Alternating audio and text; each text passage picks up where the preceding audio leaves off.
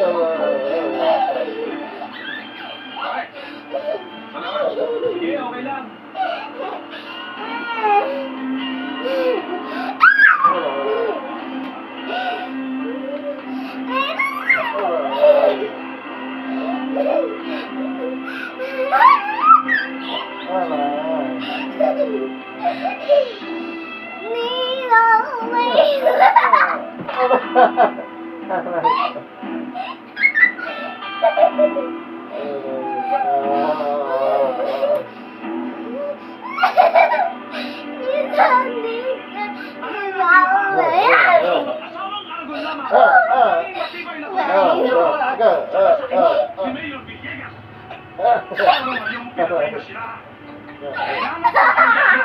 Ang isang malakas na kabyang hahagupit sa atin. Ayos mo shot ko.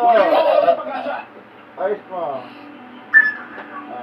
Kung napwesa man ho ni Mayor Villegas na isahin sa pangalan niya, dito sa mga lupain ng mga Aragon. Maniwala ho kayo sa akin. Hindi ho mangyayari sa inyo ito. Hanggat nandito ako, hindi ho ako nakakalimot ng utang na loob sa inyo. Kinagkakaroon nyo ako sa tanggol kayo sa kinabukasan. Kahit ngayong ganap na abogado na ako, hindi ko sasayangin ang bawat sentimong ginastos ninyo sa akin. Gagamitin ko ang lahat ng letrang nalalaman ko sa batas. Laban kay Villegas! Nasa matuwid tayo. Huwag tayo patatakot sa mga baril na nakaumang sa atin. Hindi tayo basta mga hayop lamang na basta na lang nilang babarilin.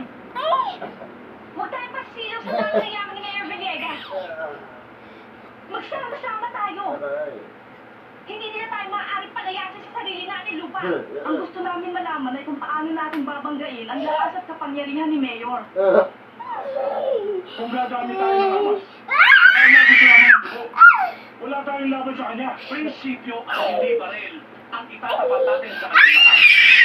Tulad na sinabi ng anak ko si Rosel, magbigtis tayo. Huwag nating isuko ang ating karapatan laban sa mga uring mapangapi.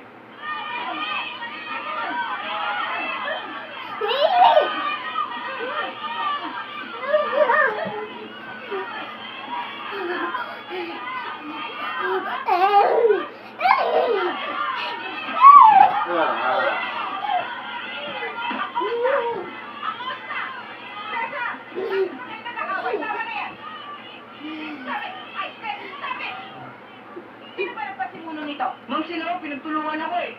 Eh, ma'am, tumulog siya eh. Ako pa ngayon naman Anak siya, tama na. Kung walang aamin sa inyo, let's talk at the principal's office.